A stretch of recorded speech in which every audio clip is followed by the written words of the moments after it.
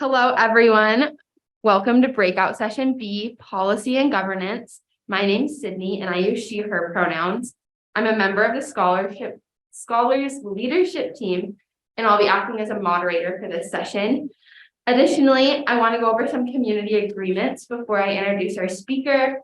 So make sure to speak in I statements, engage and contribute fully and genuinely, be purposeful and to the point, be conscious of sharing airtime with other participants, lead with compassion and respect, create an inclusive environment where everyone can thrive, show up with the intent to grow.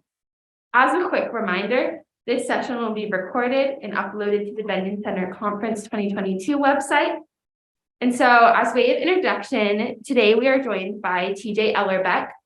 Born and raised in Salt Lake County, Utah, TJ Ellerbeck began working on civic engagement and voter participation projects at an early age.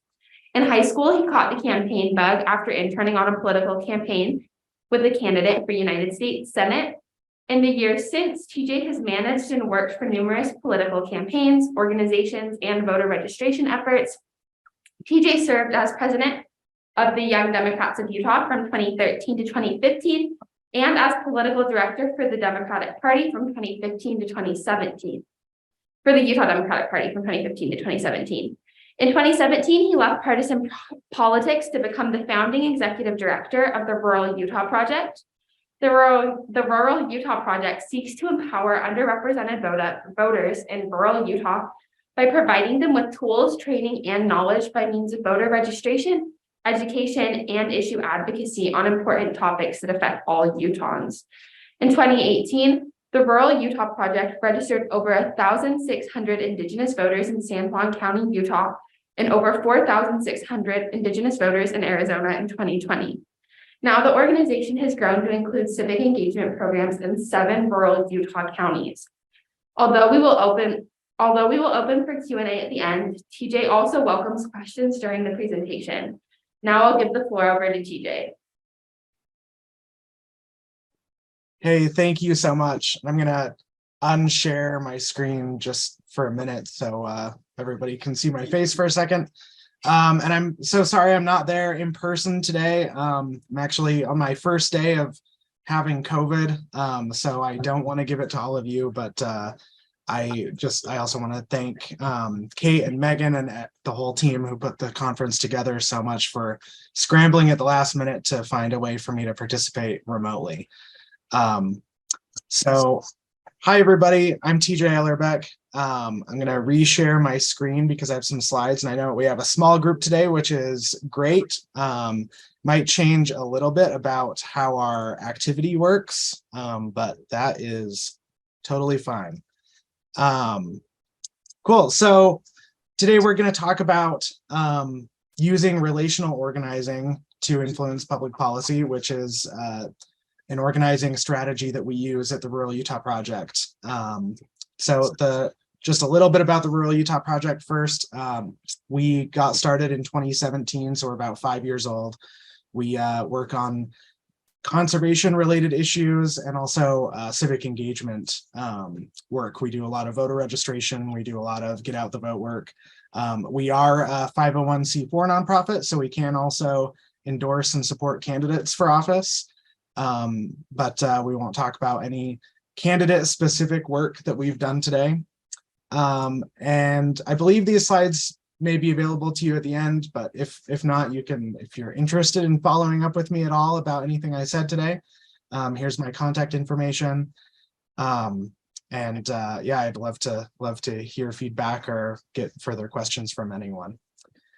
But so this is a map of Utah, of course, and the orange counties here are the places where the Rural Utah Project has done organizing at some point over the last 5 years. So mostly southeastern Utah, pretty much anywhere between Price and the Four Corners we've been to. We've knocked on most of the doors in communities in that area and talked to voters about a candidate or issue, or just had a nonpartisan civic engagement conversation. And so I'd like to start with just a couple of stories of some work we've done at the Rural Utah Project, and I'll show you how that fits into our topic in just a minute. But the first place where we started working in 2017 and 2018 is San Juan County, Utah. It's about as far as you can get from Salt Lake City and still stay in the state of Utah. But San Juan County is it's home to Canyonlands National Park, Bears Ears National Monument, Utah portion of the Navajo Nation. It's a really beautiful place. So I encourage you to visit sometime. You get to the Navajo Nation, you drive to Moab, and you drive for another 2 hours south, and that's when you get to the Utah portion of the Navajo Nation. And San Juan County is a Navajo, an indigenous majority county, the only one in Utah. But prior to 2018, there had never been an indigenous majority elected to the county commission. So here are a couple newspaper headlines that talk about what happened in late 2017 and early 2018. Of course, you may all remember when President Trump took office, one of his moves at the end of 2017 was to cut Bears Ears National Monument into a couple of much smaller segments, which was something that was really unpopular among indigenous people in San Juan County. But also there was a court-ordered redistricting of county commission districts in the county at that time.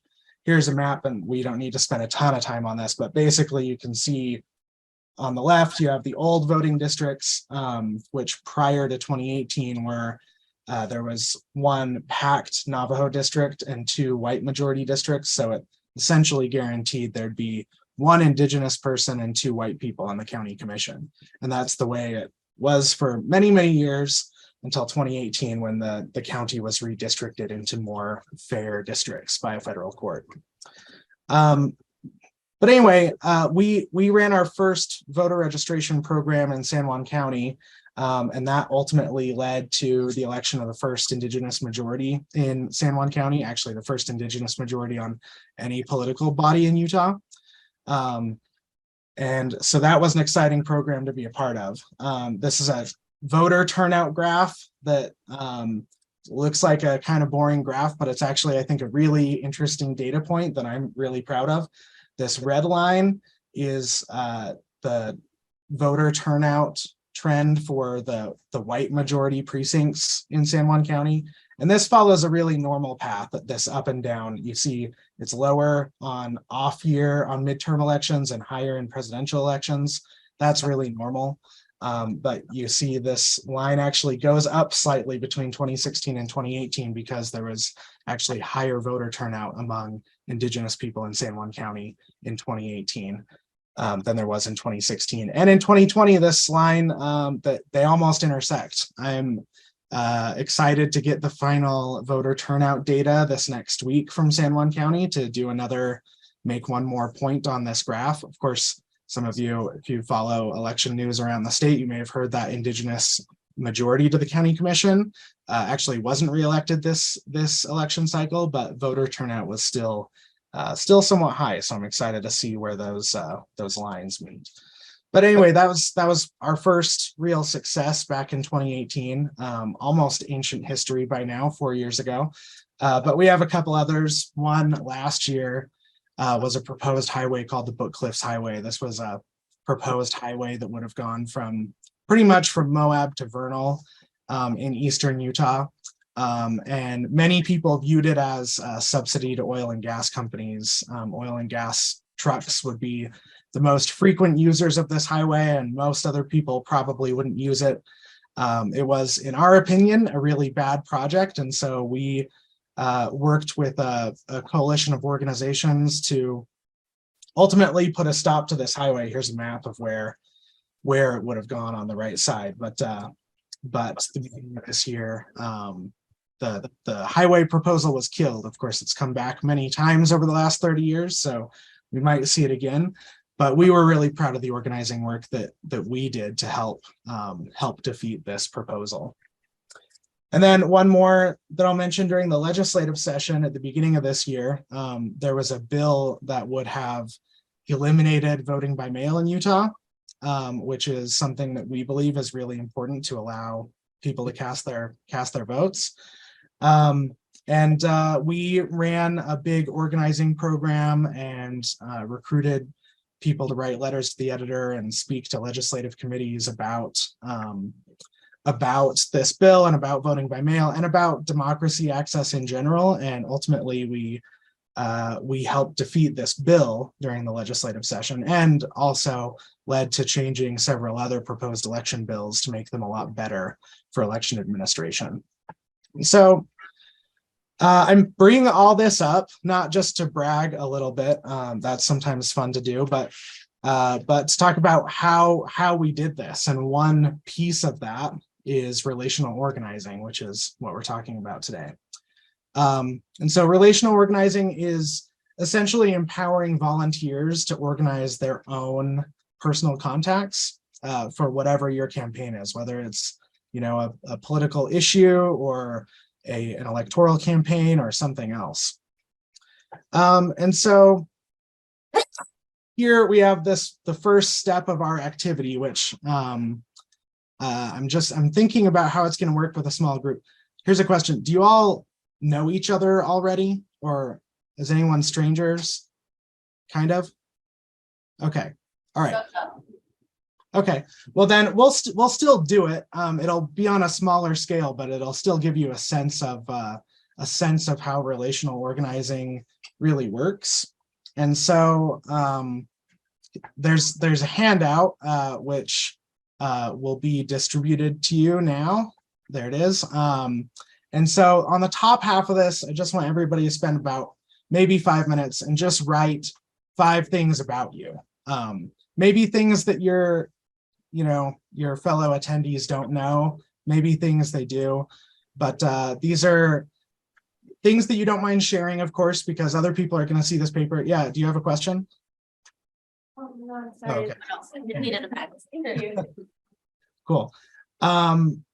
And later we're going to use these 5 things about you to try and organize you. So right now we're all playing the role of voters, and later in the morning we're all going to play the role of relational organizing volunteers or organizers. So I'll give everybody a minute to do that, but if anyone has any questions, please ask.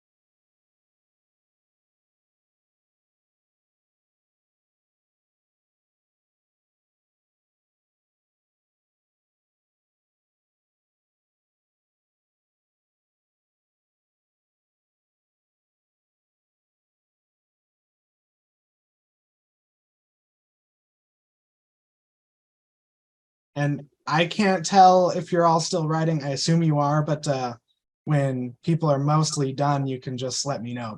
But take your time. We'll give everybody a few minutes for this.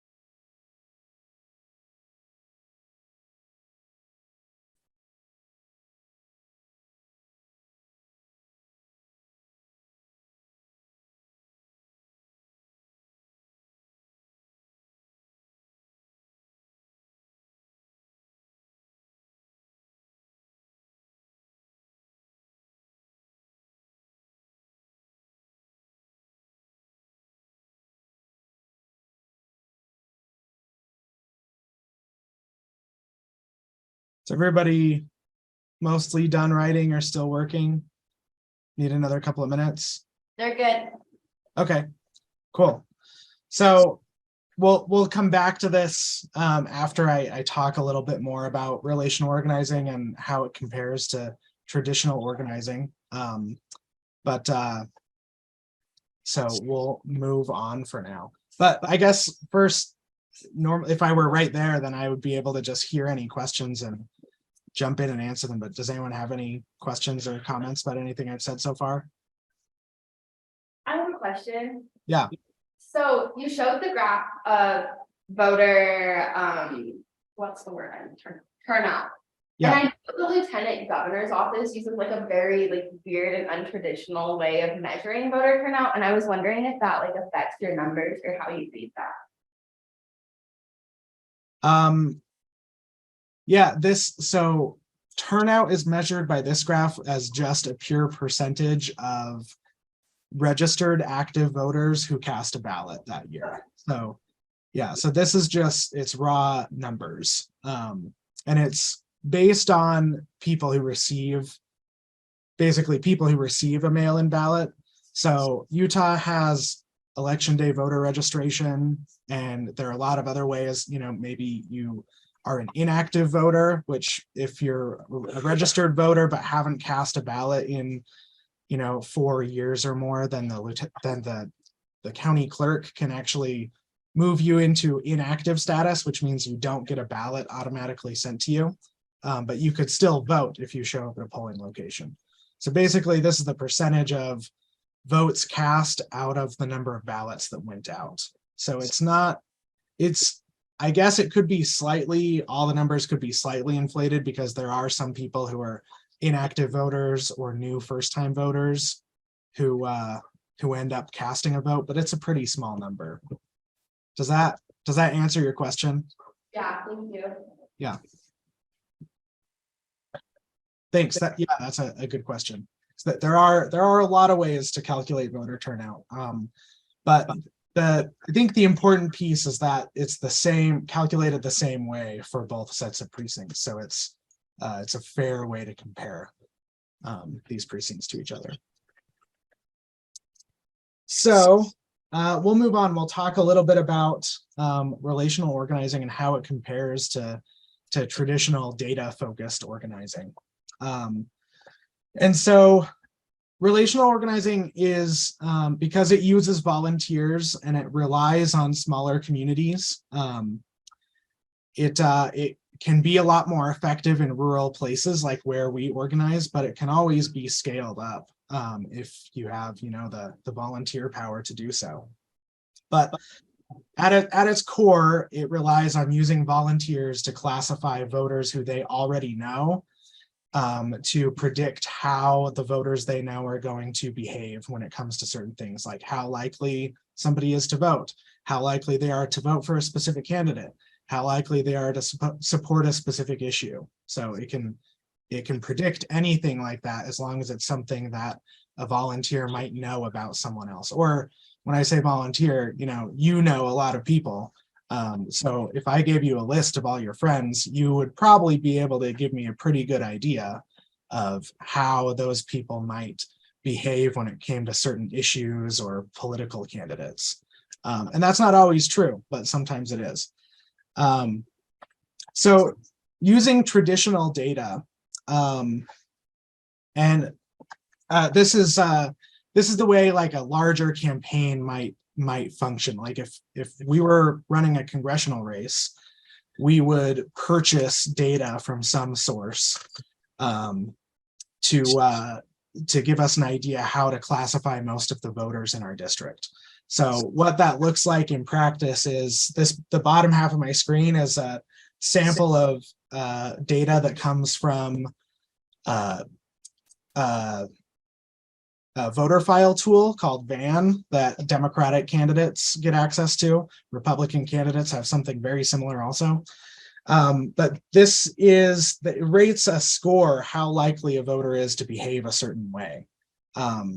But it's not quite as simple as just how likely a voter is to do something. So this is I looked myself up in this voter tool. So these are my scores to do certain things. And it's not really predicting how likely I am to do the thing. It's predicting how likely, if we took 100 people who look like me, then 80 of them would probably support Democratic candidates. That's what this score means. And so these scores are based off of polling data and consumer profiles and a lot of big data sources, and they're applied to a large number of people in a way that can give you a good idea of how a huge group of people might behave, but isn't exactly perfect for one individual. So for example, I might get a poll and they might say, are you going to vote for this candidate, and this candidate? And I'll answer. But usually polls in Utah will poll, 500 to 700 people, and certainly not every single voter in the state. And so they can look at my consumer profile and see what brand of paper towels I buy, and whether I donate money to NPR, and whether I drive a hybrid car, or all these factors. And then they look at the consumer profiles of other voters to find people who behave similar to me. And they assume that those people are going to vote similar. Yeah, is there a question? Yeah, I was wondering, for like lower values, such as like 50, 40, somewhere in like, the middle areas, are those numbers like pretty negligible in terms of like your values? Yeah, that's a really great question. And I included the likelihood that I was to have graduated college score in here, where they gave me a 54. Because it's really hard to use that data. If you took 100 people who look like me, according to this data, half of us would have gone to college. So if you needed to know whether I went to college, that's not very helpful. So usually you just use the extreme ends. Like any score that's higher than 70 is sort of valuable, and any score that's lower than 30 is valuable. But those middle ones are not very useful. Okay, that's what I thought. Thank you. Yeah. And so yeah, a lot of these scores are pretty accurate for me. Like I have a 99 on my likelihood to vote. That's what this turnout number is. And I don't think I've ever missed an election, and I hope I never do. So that one's accurate, but that's an easy thing to predict based on past voting history. And it is interesting that they give me an 80 on my likelihood to support Democratic candidates, considering I worked for the Utah Democratic Party for 5 years, but I'm also a registered Republican, and have been for a long time. So, maybe they're a little unsure what to do with me, but I think that gives you an idea that they're not absolutely perfect, especially at the individual level. So it can be really fun to look up your own scores if you have access to this data, but usually they're not going to be perfect. And so that's where relational organizing comes in. Does anyone have any other questions about using data in this way before we move? Yeah. Going back to your last slide about relational organizing, you were talking about how you're empowering volunteers, to classify voters that they know. Is this like voters that they like know personally, or like are you classifying voters like from different communities? Because I'm wondering if they're doing the classification on like an individual basis, or like by communities. Like I know that maybe the immigrant community in my town is probably going to vote this way, or is it like, oh, I know my neighbor is going to vote this way? Does that make sense? Yeah, it ends up being a combination of both, but it's much more valuable when people are looking at voters who they actually personally know. And so actually, I'll just skip ahead one slide for a second. This is a sample of what our relational organizing tool looks like. It's a tool called BLOP. We didn't name it. One of our supporters came up with it right around the same time the Rural Utah Project was started, actually. BLOP stands for Big List of People, which is, very creative. But basically, it's a voter file tool pretty similar to the one I just showed you that the Democratic Party or Republican parties will use to target voters. But the key difference is that this tool is made to break down into small communities. So here's just a sample of voters who live in San Juan County, Utah. And you can see, we have cities, or localities, I guess, all across the county here. But if we wanted to, we could pull a list of just the people who live in, say, Monticello. Or an example I was going to give here, this is one of our former organizers about to knock on a door in Helper, Utah. Helper, which is right next to Price, is a town of about 2,000 people. So it's very small. If I put a list like this, if you lived in Helper, did anyone grow up in a small town, by the way? Okay, great. So did you grow up in Utah? No, I grew up in Minnesota. Okay, all right. Well, then I probably don't know your town. But if I put a list of everyone in your town in Minnesota in front of you, you'd probably know a good chunk of those, and if you lived in Helper, Utah, if I put a list of, it's a population of 2,000, so probably close to 1,000 registered voters, odds are pretty good that you could look through that whole list quickly and know a lot of people on it, or if you don't know them, then you know of them in some way. And so here, if I knew Krista Abernathy, I could click on this arrow, and actually I can do a full demonstration if we have a little extra time at the end. This is just a screenshot, but I could click on this arrow and I could rate how likely I think Krista is to support a handful of different political issues. And then I also rate how well I know Krista, whether I know her well, whether I know her just a little bit, or whether I only know of her. And so our tool will take all those things into account when it weights how likely a voter is to behave a certain way. And the trick is, you don't get just one rating. You have 10 volunteers look through that same list of 1,000 registered voters. And so you get, 5 or 8 classifications for almost every single voter in the town. And then even if I think Krista just absolutely hates voting by mail and she's going to get rid of voting by mail if she had the choice, maybe 4 other people who know her better than me know that actually she loves voting by mail and she wants to keep voting by mail, and they'll rate her that way, and so that'll cancel out my bad rating. Does that make sense? So it ends up turning all of these relationships into more data points that can be used. Yeah, go ahead. I was wondering, how long does it take for a volunteer to go through law?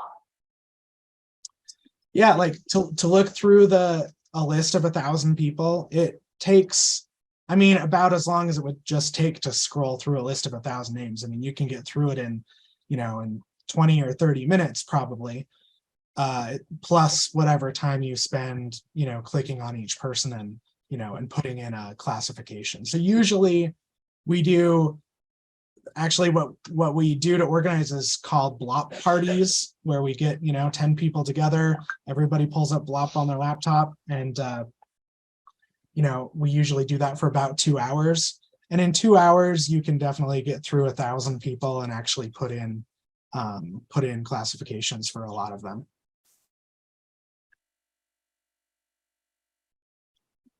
Yeah, back to the traditional organizing where you looked up your own. Yeah. How do you do that? So I have access to this voter database, but if you worked on a political campaign or an issue campaign and you received data, like say from the Democratic or Republican parties, then you'd be able to do that. But it's not a publicly available data source, because it's actually very expensive, because first you have to issue a poll to actually collect data from a sample of people, and then you have to spend a lot of money to buy the consumer profiles of basically every voter, and then you pay a data firm to take those two things, the poll and the consumer profiles, and turn them into scores that can be applied to every voter. So it's an expensive process. And so this data, like I can show you a sample of it, but if I just gave you all the data, I think the Democratic Party might be a little upset with me because they paid a lot of money for it. Gotcha. Yeah, question. Do all like state Democratic parties use the same like data tool and they like contract with the same firm? Because I'm just wondering like if it's different between state to state or if like the National Democratic Party uses like one data tool. Yeah, the tool where these numbers specifically come from is called VAN. And that's basically it's a company, but they contract exclusively with the Democratic Party and progressive campaigns and causes. And so, yes, it's nationwide, and a lot of the data in there is shared between different entities all across the country. And there are similar tools, you know, for other ends of the political spectrum, but I can only personally speak to the tools that progressive candidates and causes use. But yeah, there is basically it's one tool that everyone can get access to on, you know, everyone on that side of the political aisle, so to speak. So yes, it shares a lot of data between entities, which is one thing that's useful about it, because if I'm running for Congress in Utah and I contact a whole bunch of voters and I put all that data into VAN, then other campaigns might be able to access that information in the future and know who I talk to, which can be really useful for building a long-term movement. And then it also, there are ways to track voters if they, you know, say move to a different state or something.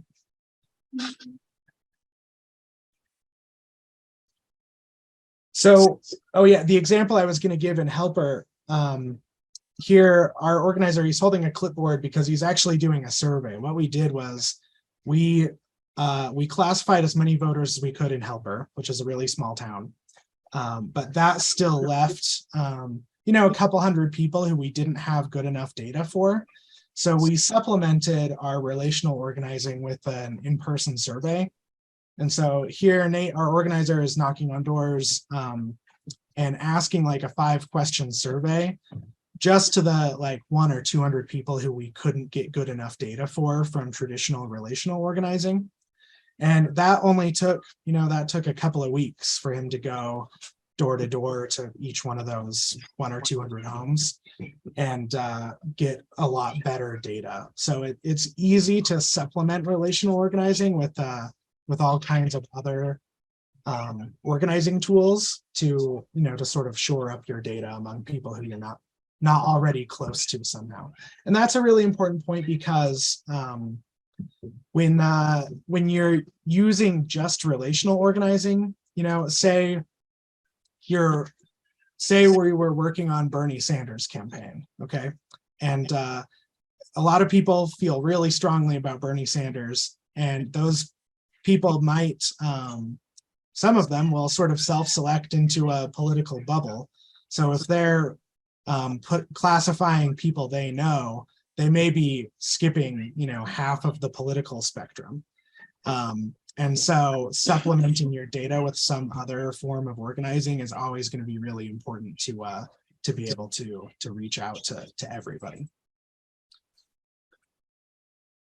So I talked about BLOP a little bit, but I'll show what this data is actually used for at the end, because then we have a whole big list of people who say, I classified and said, I think this person is going to vote for X candidate, and they'll be a great advocate for this candidate. And say I said that about 40 people who I know. Then when ballots get mailed out in October, then I'll get that list of those same 40 people from the campaign, and they'll say, hey, you said you know these people and they're going to vote for me. So will you call them and remind them to vote? So then I'm calling the people who I already know, who I think are going to be our best voters. And every volunteer on the campaign can do that. And there's actually a lot of data that shows that if you get a get out the vote message from somebody who you know, you're much more likely to vote. And so this can be really useful for making sure that everyone in our target list ends up actually casting a ballot. And when it comes to issue campaigns, this is just as important, because then we also are able to build a list of people who we know are our strongest advocates for an issue, say voting by mail. Say I rank, I classify 40 people and I see that, 35 of those 40 people are going to be, really good advocates for voting by mail. And 10 of them are going to be, like really, really strong advocates. And out of those 10 people, I know 5 of them really well. They're my close friends. And then a month later, when the legislative session starts, if we decide, hey, we need to get 5 people to show up at a legislative committee meeting and testify about voting by mail, then I already know there are 5 people who are my friends who I can call and ask to do that. And the issue campaign knows I'm the one who should be making that ask because I already know them. Does that make sense? So we can use these networks of relationships to leverage them for turning people into activists in the best possible way. And that's going to be a lot more effective than some organizer who I don't know calling me and asking me to come to a legislative committee meeting. It's going to be a lot more impactful if one of my friends makes that ask of me.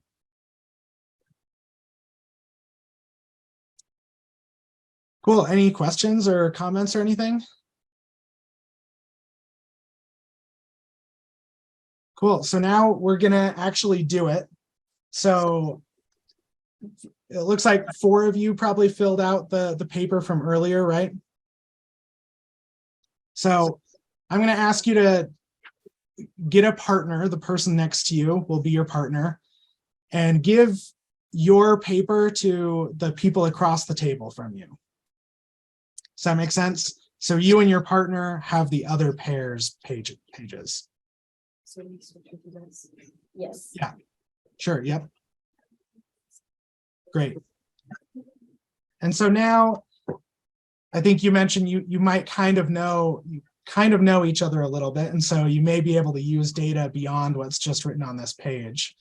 And if that's the case, then that's great. That works even better. But so here's our example here.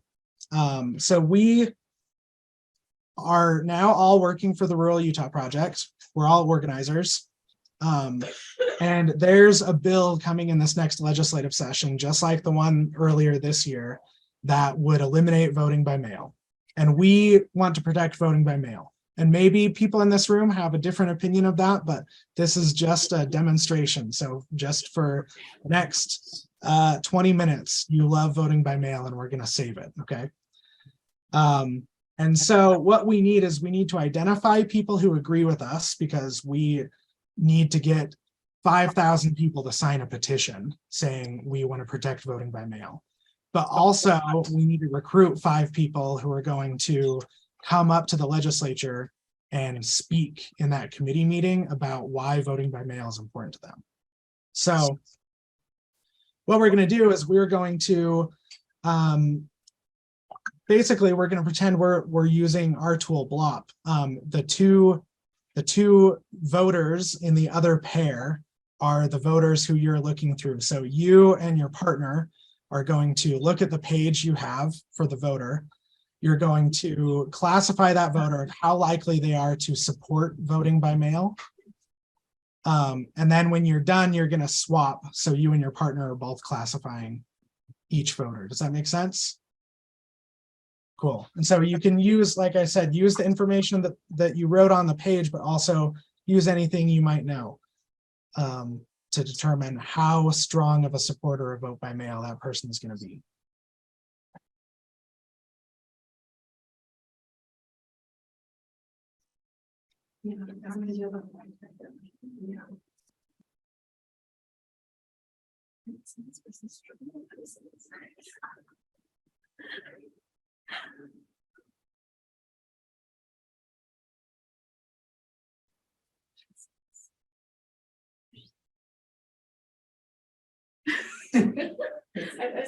She's good, right?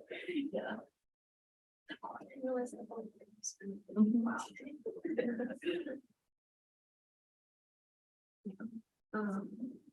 think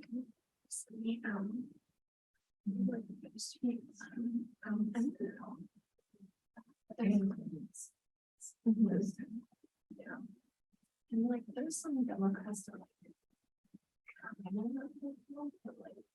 Nice, she's okay. Those like the Democrats and maybe, yeah, like, yeah. Who would I know? Okay, and then so it's our thing. Yeah.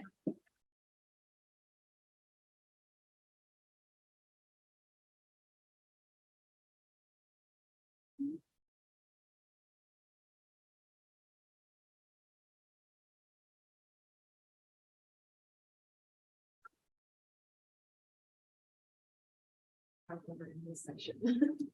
Yeah, I think.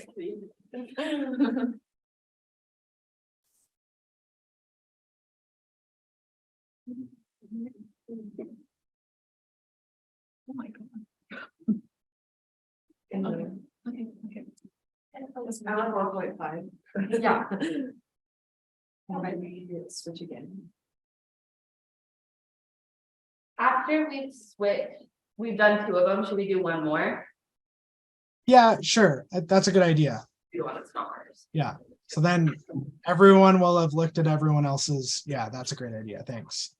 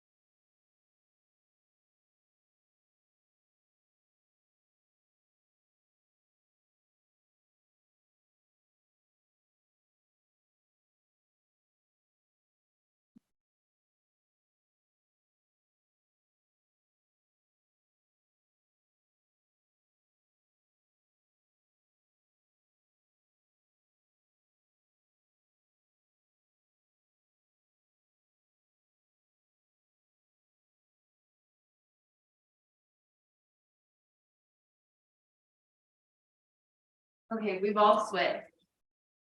Cool. Great. So now we're going to use that very bottom section of the page to make like an average weighted determination of how likely each one of these voters are to support protecting voting by mail. And so you can confer with your partner to do that, and use the 3 rankings from above to get an idea and make a judgment of where each one of these voters stands.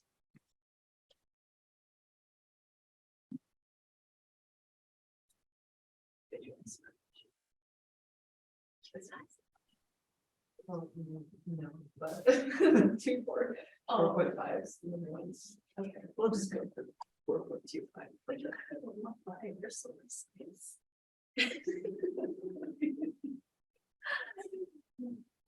And it's if we were doing this in BLOP, we have a computer program that uses a lot of data points and actually does a weighted average, but this, I mean, this is not very scientific, so just make your best guess here.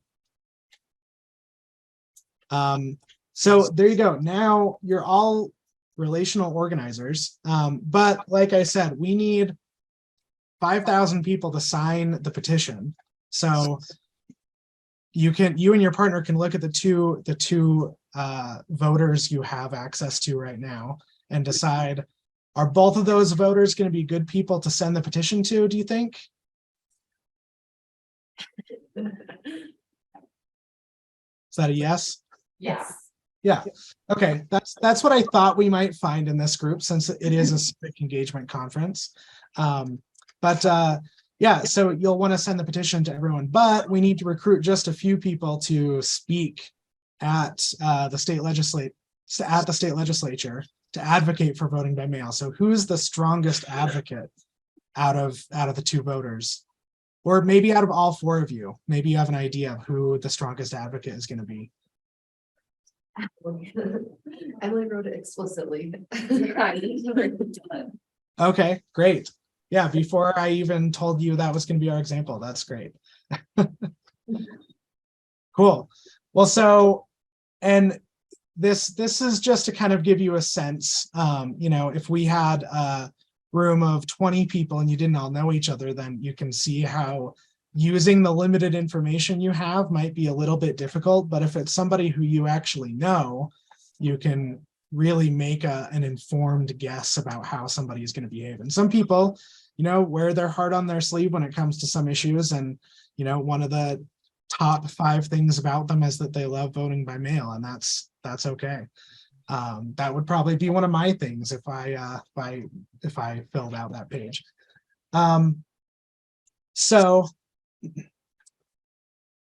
cool. So we have our speaker who's going to go up to the legislature and testify. We have a list of people who we're going to send the petition to. Now we just need to scale this up on a larger scale. So if we get 5 more volunteers, and then each of those volunteers start looking through a list of 1,000 voters, you can see that it wouldn't take us too long to get to our 5,000 petition signatures, or at least 5,000 people we know are good prospects. So and that's exactly how we ran our Save Vote by Mail campaign during this legislative session. We tried to get our petition out to everyone we possibly could, but then we used relational organizing to go through those petition signers and find people who we knew were going to be strong advocates, and line up a handful of people to write letters to the editor, to come up to the legislature and testify. And also we used relational organizing among legislators. We found out which of our supporters had relationships with members of the committee that was going to hear this bill, who they could reach out to and talk to. So you can use these relational tools in a lot of different ways. This is exactly how we turned out the vote in San Juan County in 2018. This was one of the tools we used, where we used relational organizing to reach out to people. And with the Book Cliffs Highway campaign that I mentioned earlier, we did the exact same thing, using relational organizing to identify who our strongest advocates were going to be. So that's the demonstration. It went a little quicker with 4 people, but that's okay. We have about 10 minutes left, so I'd love to answer any questions or just have an informal conversation about organizing also. Any questions or comments? Yeah, go ahead. So I thought it was really interesting that there's volunteers who help put in the information for people, but do you notice any biases with the data that you collect? Such as if somebody a volunteer is really strongly cares about something, do they tend to fill out other people as caring strongly about that too, kind of thing? I couldn't understand everything you said. Could I get somebody to repeat that, maybe closer to the microphone? Or you could just come up to the mic too. Sorry. Yep, yeah, so I was just wondering, is there any bias in the data that you collect? For example, if a volunteer cares strongly about something, would they tend to fill out other people caring strongly about it and stuff? Oh, yeah, that's a great question. Yes, and that bias sometimes goes both ways. In fact, if we go back to this slide, there's a lot of bias that comes around, and you can see people are color coded here. And that's because we have some data that suggests that some of these people, the pink colored people, might lean conservative, and the green colored people might lean progressive. And we don't know that for sure. What that is based off of is usually their party affiliation. You can see anyone who's a Republican is pink here. Not everyone, not Cody for some reason, but everyone who's green is a registered Democrat, so we have a reason to believe they might lean that way.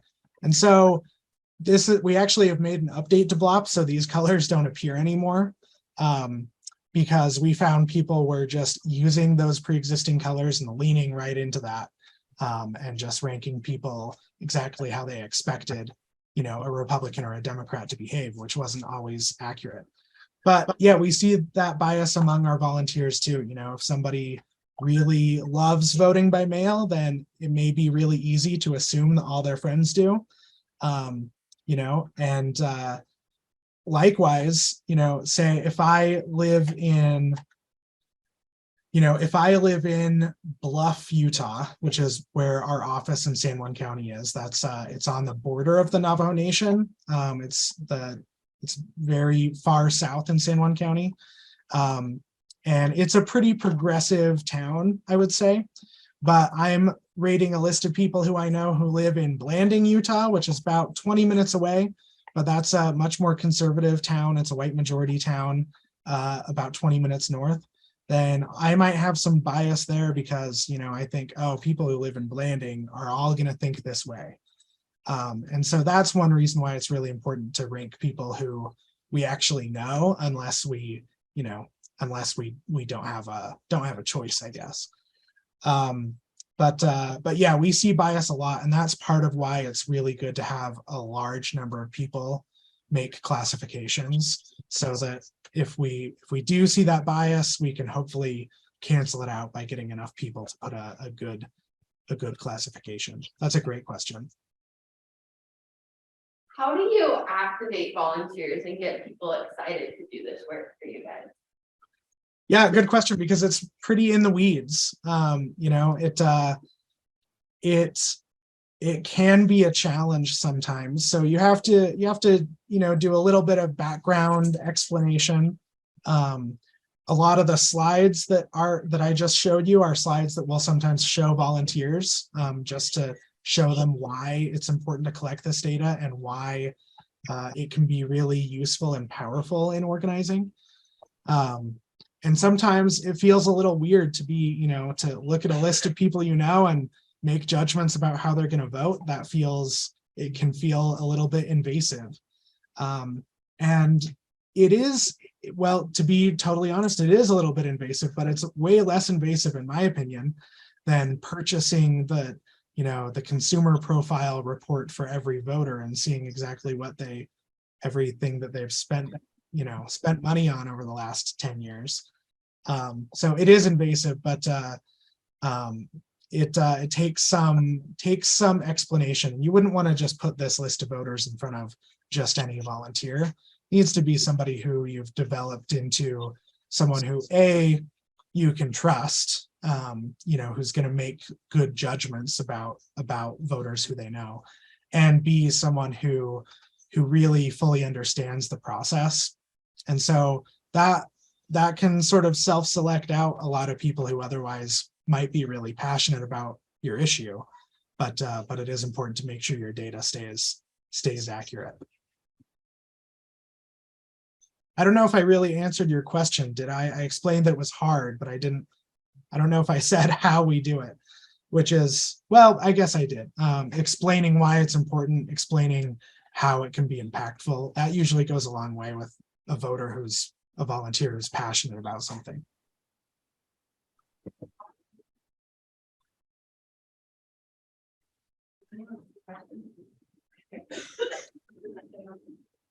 Any other thoughts or questions?